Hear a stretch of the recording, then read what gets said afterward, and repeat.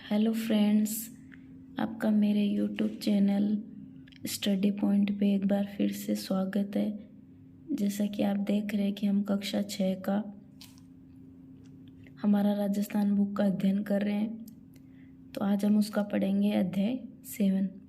जल की उपलब्धता के कारण पृथ्वी पर जीवन संभव है। जल का उपयोग पेयजल, दैनिक घरेलू कार्य, सिंचाई एवं उद्योग आदि कार्यों में किया जाता है। जल के समस्त स्रोत जल संसाधन कहलाते हैं। राजस्थान के मुख्य जल स्रोतों में झीलें, नदियां और उन पर बने बांध एवं नहरें, तालाब, कुएं एवं नलकूप आदि हैं। तो इस अध्याय में हम राजस्थान के जल संसाधन एवं अपवाह तंत्र का विस्तार से अध्ययन करेंगे।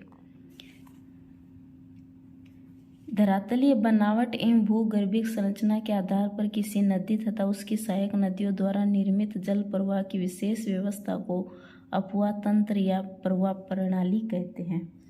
दो अपवाह क्षेत्रों के मध्य की उच्च भूमि जो वर्षा जल को विभिन्न दिशाओं में विभक्त कर प्रवाहित करती है उसे जल विभाजक रेखा कहते हैं। जैसे राजस्थान में अरावली पर्वत।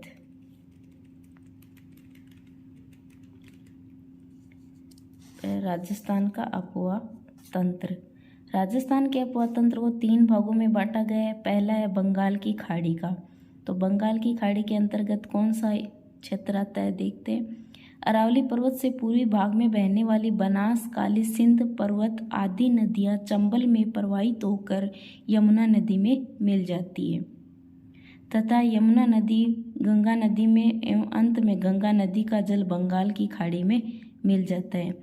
अतः इन नदियों को बंगाल की खाड़ी का अपवाह तंत्र कहते हैं।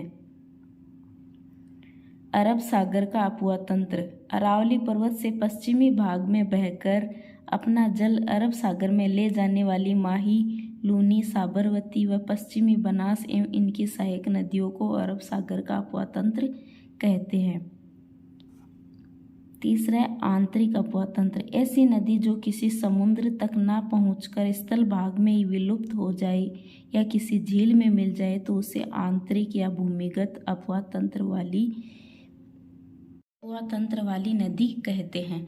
राजस्थान में बहने वाली घग्गर, बाण गंगा, कांतली, साबी, रूपारेल, मेडा आदि नदियां आंतरिक प्रवाह तंत्र के उदाहरण हैं।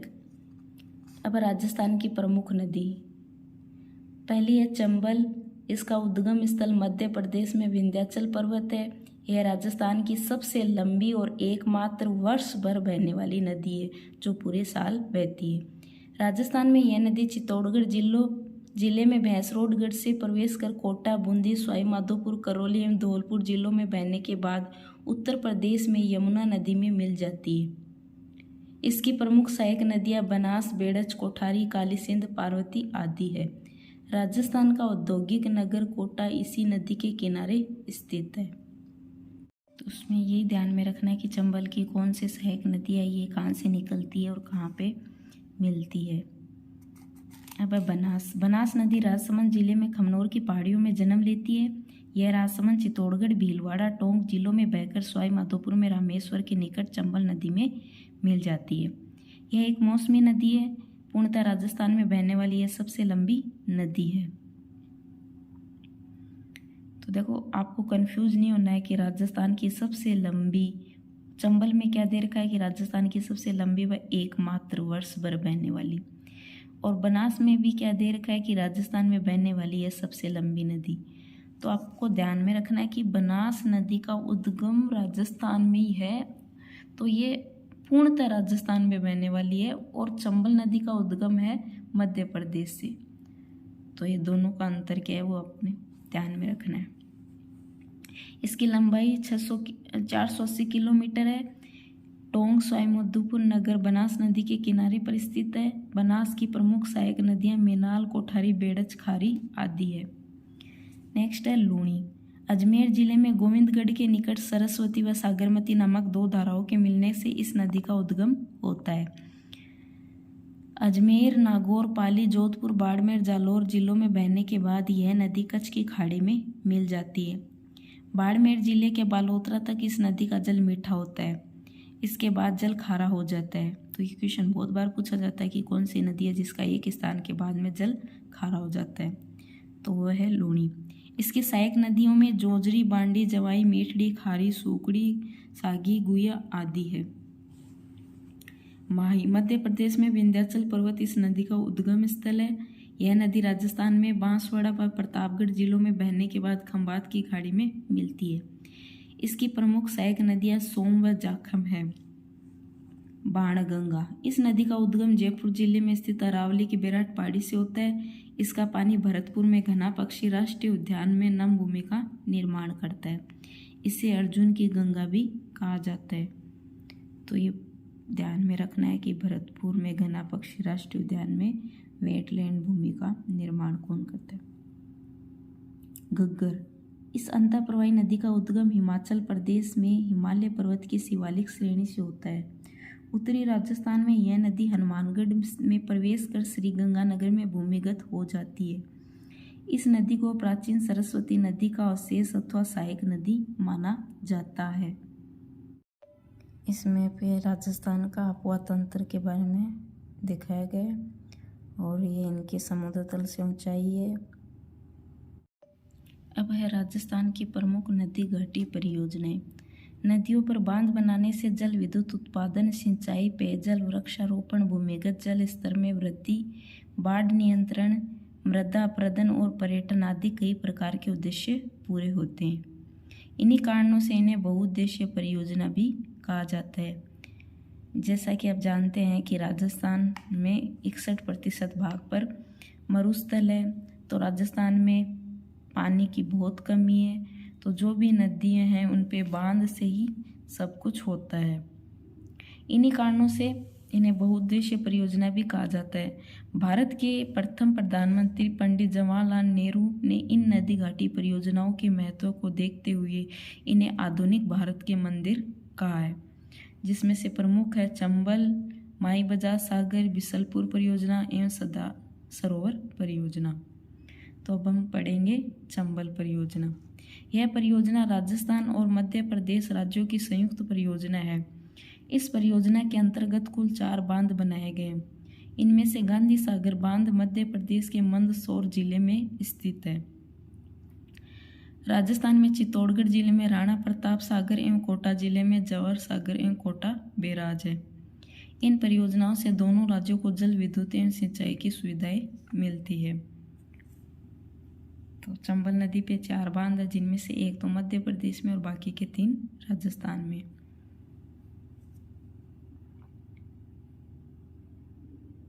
ये चित्र में दिखाया गया है कि बांध कैसे बनाए जाते हैं, कैसे होते हैं। माई बजाज सागर परियोजना। बांसवाड़ा में माई नदी पर यह परियोजना स्थित है। यह राजस्थान और गुजरात राज्य की सम्मिलित परियोजना है। इससे दोनों राज्यों में सिंचाई, जल विद्युत एवं पेयजल की सुविधाएं उपलब्ध हो रही है। बिसलपुर योजना। राजस्थान के टोंक जिले के टोडा राय सिंह नगर के पास बिसलपुर गांव में बनास नदी पर सिंचाई और पेयजल के उद्देश्य से इस परियोजना का निर्माण किया गया है। इस परियोजना से राज्य के जयपुर, अजमेर, टोंक सहित कई अन्य क्षेत्रों को पेयजल आपूर्ति की जाती है। सरदार सरोवर परियोजना। गुजरात, मध्य प्रदेश, महाराष्ट्र और राजस्थान राज्यों की संयुक्त परियोजना का निर्माण गुजरात में नर्मदा नदी पर किया गया है। इस परियोजना से राजस्थान के दक्षिण पश्चिम में नहर द्वारा बाड़मेर और जालोर जिलों में सिंचाई एवं पेयजल की सुविधा उपलब्ध करवाई जाती है। तो ये 4 परियोजना अपन ने पढ़ी है, तो इनमें ध्यान में रखना है कि कौन सी परियोजना किस किस राज्य के अंतर्गत है। तो चंबल भी 2 राज्यों में है और माही बजाज भी 2 राज्यों में है। बिसलपुर सिर्फ राजस्थान में है और सरदार सरोवर परियोजना 4 राज्यों में है।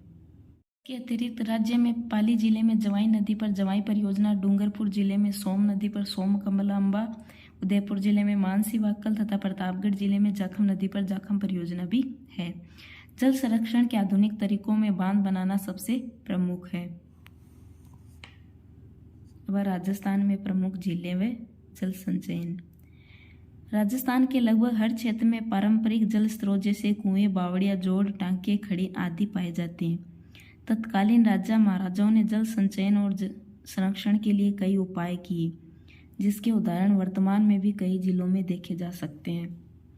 उदयपुर में 14वीं सदी से 19वीं सदी तक जल संरक्षण हेतु अनेक कार्यों द्वारा ऐतिहासिक जल प्रबंध प्रणाली का विकास किया गया एवं यहाँ के राणाओं ने पिछोला, उदय सागर, फतेह सागर, गोवर्धन सागर, रंग सागर, स्वरूप सागर, अन्ना सागर आदि झीलों का निर्माण समय समय पर करवाया एवं इन नहरें बनाकर आपस में जोड़ दिया गया। इससे वर्षा ऋतु में जल एक के बाद दूसरी झील में स्थानांतरित हो जाता। इन सभी झीलों के कारण ही उदयपुर को झीलों का नगर कहा जाता है।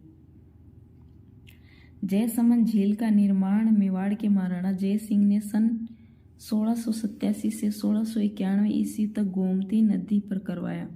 यह विश्व की मीठे पानी की सबसे बड़ी मानव निर्मित झील मानी जाती है। अजमेर में स्थित पुष्कर एक धार्मिक महत्व की प्राकृतिक झील है। आना सागर भी अजमेर की एक प्रसिद्ध झील है। सिरोही के माउंट आबू में स्थित नक्की झील राज्य के सर्वाधिक ऊंचाई पर स्थित प्राकृतिक झील है। राजसमंद जिले में स्थित राजसमंद झील भी प्रसिद्ध है, जिसके उत्तरी भाग को नौ चौकी कहा जाता है। तो ये पूरा पैराग्राफ बहुत इम्पोर्टेंट है, इसमें एक एक लाइन में से क्वेश्चन बनते हैं। इसके अतिरिक्त जोधपुर में बालसमंद, कायलाना एवं मेद सागर, जैसलमेर में गड्डीसर, डूंगरपुर में गेप सागर, बीकानेर में कोलायत, अलवर में सिलीसेड आदि कई अन्य झीलें भी राज्य में महत्वपूर्ण जल संसाधन हैं। राज्य में मीठे पानी की झीलों के अतिरिक्त जयपुर, अजमेर एवं नागौर के मध्य सांभर झील, बाड़मेर में पचपदरा, नागौर में डीडवाना, बीकानेर में लूणकरणसर और जैसलमेर में पोखरण और जोधपुर में फड़ौदी आदि खारी पानी की झीलें भी हैं।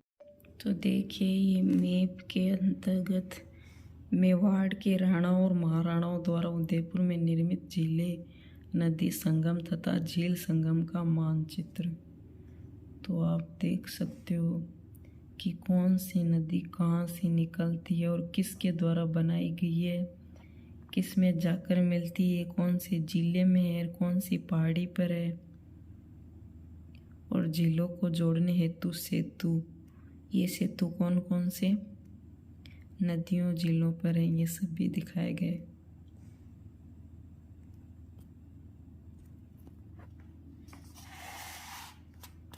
जल संरक्षण। जल संरक्षण हमारा प्रथम दायित्व है। जल संरक्षण के लिए प्रत्येक नागरिक को प्रशासन का सहयोग करना चाहिए। इसके लिए आवश्यक है कि हमें जलाशयों में घरेलू और औद्योगिक अपशिष्ट नहीं डालना चाहिए। पेयजल स्रोतों के निकट स्नान आदि नहीं करना चाहिए। इनके साथ साथ जल संचयन, जनसंख्या नियंत्रण, सिंचाई की उन्नत विधियों के प्रयोग, वृक्षारोपण में वृद्धि, भूमिगत जल का विवेकपूर्ण उपयोग और जल का पुनः उपयोग आदि प्रयत्नों से जल का संरक्षण किया जाना अति आवश्यक है। अधिक वर्षा वाले क्षेत्रों से जल को नहरों के द्वारा कम वर्षा वाले क्षेत्रों में पहुंचकर जनजीवन और उद्योगों के लिए अनुकूल परिस्थितियां सरकार द्वारा उपलब्ध करवाई जा रही है। वर्तमान में रूफटॉप जल संचयन और वाटर हार्वेस्टिंग तकनीकें बहुत प्रचलित है। रूफटॉप जल संचयन विधि में घर की छत पर गिरे वर्षा के जल को घर के नीचे बने कुएं में एकत्र किया जाता है। वाटर हार्वेस्टिंग तकनीक द्वारा वर्षा के व्यर्थ बहने वाले जल को भूमिगत किया जाता है। पश्चिमी राजस्थान में प्राचीन समय से ही यहाँ के निवासी टांका, खड़े, जोड़ आदि का निर्माण कर वर्षा जल को संग्रहण एवं संरक्षण करते हैं। इन तकनीकों को वृहद स्तर पर अपनाने की आवश्यकता है। तो ये चैप्टर हुआ अपना कंप्लीट। अब है इसकी शब्दावली।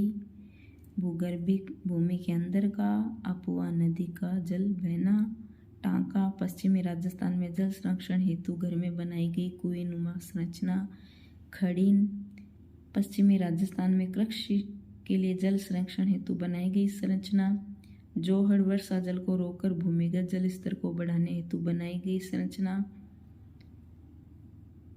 संरक्षण, सुरक्षित रखना और रखरखाव। नेक्स्ट है इसके अभ्यास प्रश्न। बनास नदी किसकी सहायक नदी है? चंबल की। माई बजाज सागर परियोजना कहाँ विकसित की गई है? बांसवाड़ा में। चंबल की प्रमुख सहायक नदियाँ बेड़च, बनास, काली सिंध, पार्वती आदि। राजस्थान की प्रमुख नदी घाटी परियोजना जो कि हमने पीछे पढ़ा है, चंबल, माही, सरदार सरोवर और बनास। तो गाइस ये हुआ अपना चैप्टर कंप्लीट। इसमें मिली जानकारी आपको कैसी लगी तो ये कमेंट करके ज़रूर बताएं। अच्छा लगे तो लाइक करें, शेयर करें।